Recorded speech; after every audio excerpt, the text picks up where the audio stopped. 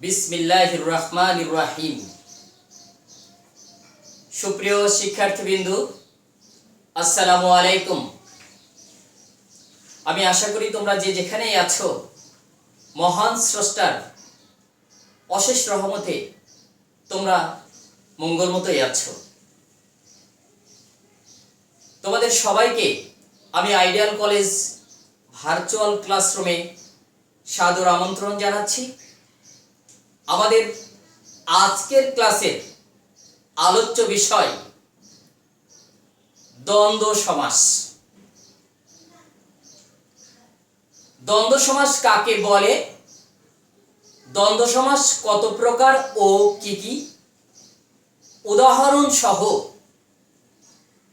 দ্বন্দ্ব সমাস নির্ণয়ের সমস্ত কৌশল আজকের এই ক্লাস থেকে আমরা অত্যন্ত সংক্ষেপে এবং সহজে কোনো প্রকার জটিলতা ছাড়াই বুদ্ধিবৃত্তিকভাবে আমরা দ্বন্দ্ব সমাস নির্ণয়ের কৌশল জানব, সেই সাথে দ্বন্দ্ব সমাস চেনার উপায়গুলোও জেনে নেব। তাহলে আর দেরি নয়, আমরা এখন সরাসরি আলোচনায় চলে যাচ্ছি। আলোচ্য বিষয় দ্বন্দ্ব সমাস। দ্বন্দ্ব সমাস কাকে বলে,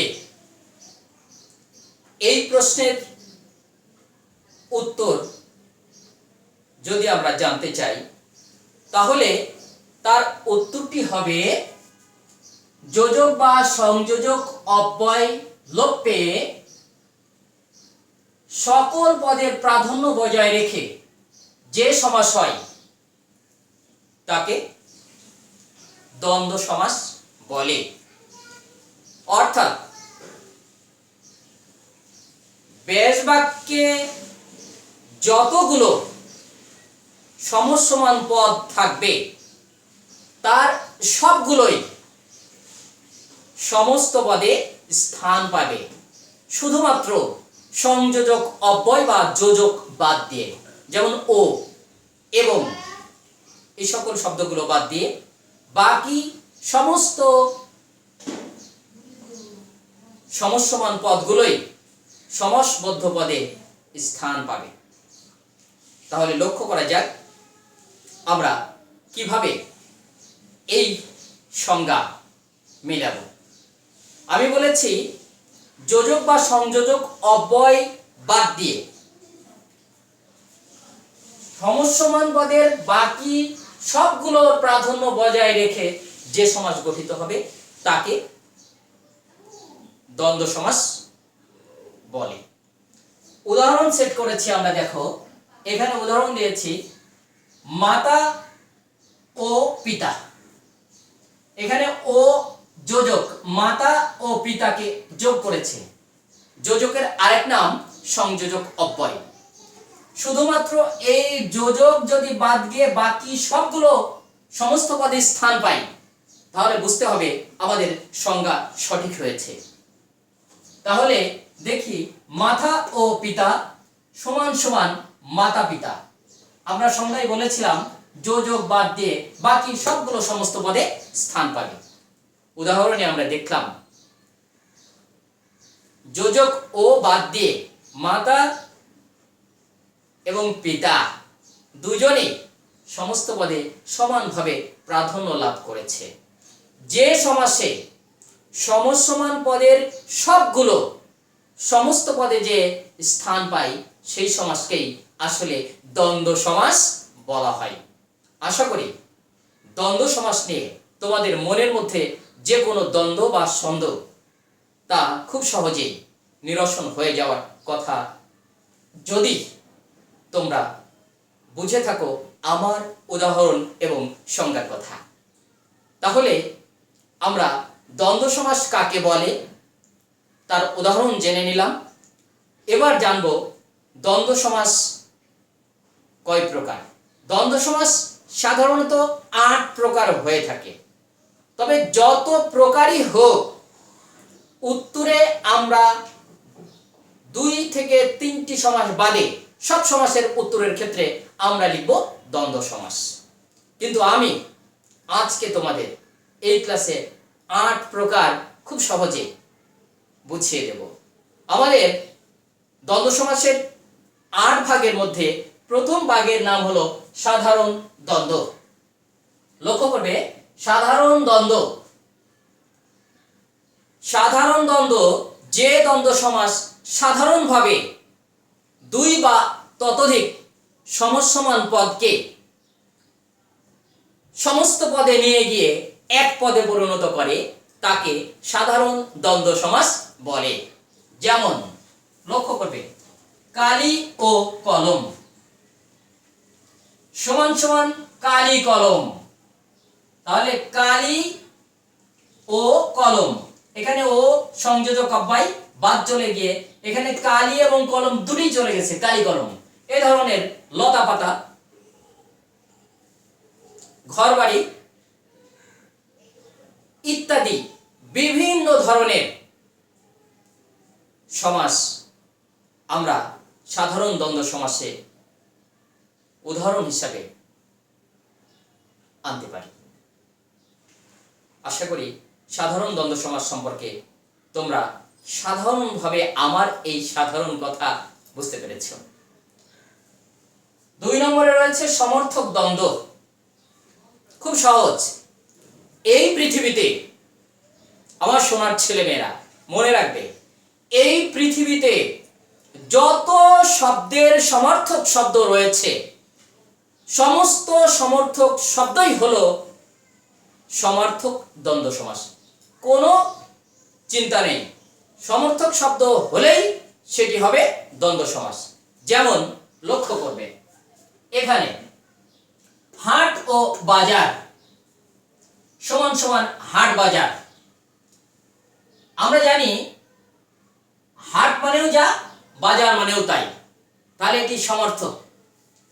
টাকা পয়সা, টাকাও যা, পয়সাও তা। ঘর বাড়ি, ঘরও যা, বাড়িও তাই। এই জাতীয় যত সমর্থক শব্দ রয়েছে সবগুলোই হবে সমর্থক দ্বন্দ্ব, এবং ভাঙার সময় আমরা সব সময় ও দিয়ে ভাঙব। আশা করি সমর্থক দ্বন্দ্ব সম্পর্কে তোমাদের মন আমি যে কথা বললাম এই কথাকে সমর্থন করেছে। 3 নম্বর সমাসের ক্ষেত্রে চলে যাই, মিলনার্থক দ্বন্দ্ব। এই পৃথিবীতে যার সাথে যার মিল রয়েছে এই জাতীয় মিলনার্থক সমস্ত শব্দই হলো মিলনার্থক দ্বন্দ্ব সমাস। যেমন বাবার সাথে মায়ের মিল, তাহলে বাবা ও মা সমান সমান বাবা মা। ভাই ও বোন সমান সমান ভাই বোন। স্বামী ও স্ত্রী সমান সমান স্বামী স্ত্রী। প্রেমিক ও প্রেমিকা সমান সমান প্রেমিক প্রেমিকা। এই জাতীয় যত মিলনার্থক শব্দ এই পৃথিবীতে রয়েছে তার সবগুলোই হবে মিলনার্থক দ্বন্দ্ব। আশা করি মিলনার্থক দ্বন্দ্ব সম্পর্কে তোমাদের মনের সন্দেহ কিছুটা হলেও দূর হয়েছে। 4 নম্বরে আমরা যাব বিপরীতার্থক দ্বন্দ্ব। এই পৃথিবীতে যত শব্দের বিপরীত শব্দ রয়েছে, বিপরীত শব্দ আসলেই সেটা কনফার্ম দ্বন্দ্ব সমাস হবে। যেমন উত্থান ও পতন সমান সমান উত্থান পতন। আসমান ও জমিন সমান সমান আসমান জমিন। ধ্বংস ও সৃষ্টি সমান সমান ধ্বংস সৃষ্টি। এই জাতীয় যত বিপরীত শব্দ রয়েছে সবগুলোই দ্বন্দ্ব সমাস।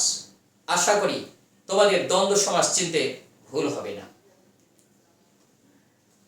আমরা 5 নম্বরে যাব একশেষ দ্বন্দ্ব। এই দ্বন্দ্ব সমাসের নাম অবশ্যই পরীক্ষায় লিখতে হবে একশেষ দ্বন্দ্ব। তাহলে একশেষ দ্বন্দ্ব কাকে বলে? যে দ্বন্দ্ব সমাসে সমস্ত পদে যে দ্বন্দ্ব সমাসে সমসমান পদের যতগুলো পদই থাক, সমস্ত পদে যে শুধুমাত্র একটি শব্দে সমাপ্তি লাভ করে, সেই সমাসকে একশেষ দ্বন্দ্ব বলে। যেমন আমি উদাহরণ দিয়েছি, লক্ষ্য করবে, উদাহরণ দিয়েছি জায়া ও পতি সমান সমান দম্পতি। দেখো এখানে জায়া ও পতি, ও বাদ দিয়ে হওয়ার কথা ছিল জায়াপতি, কিন্তু না হয়ে দম্পতি হয়েছে। যেহেতু একটি শব্দের মধ্যে এই সমাস দ্বন্দ্ব সমাসটি শেষ হয়েছে, এই জন্য এই এক প্রকারের দ্বন্দ্ব সমাসকে বলা হয় একশেষ দ্বন্দ্ব। যেমন তুমি, আমি ও সে, উত্তর হবে আমরা। একটি পদে শেষ হয়ে গেছে, তাই আমরা একশেষ দ্বন্দ্ব। তুমি ও সে, তোমরা একশেষ দ্বন্দ্ব।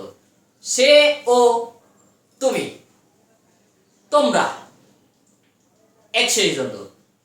আমি ও সে, আমরা একশেষ দ্বন্দ্ব। আশা করি তোমরা একশেষ দ্বন্দ্ব সম্পর্কে বুঝতে পেরেছ। 6 নম্বর অলুক দ্বন্দ্ব। অলুক দ্বন্দ্ব সমাস আমাদের জানতে হবে। যে দ্বন্দ্ব সমাসে সমসমান পদের বিভক্তি সমস্ত পদে বিলুপ্ত হয় না বা লুকাতে পারে না, সেই দ্বন্দ্ব সমাসকে অলুক দ্বন্দ্ব সমাস বলা হয়। লক্ষ্য করবে, অলুক দ্বন্দ্ব সমাসের উদাহরণ আমি দিয়েছি দুধে ও ভাতে।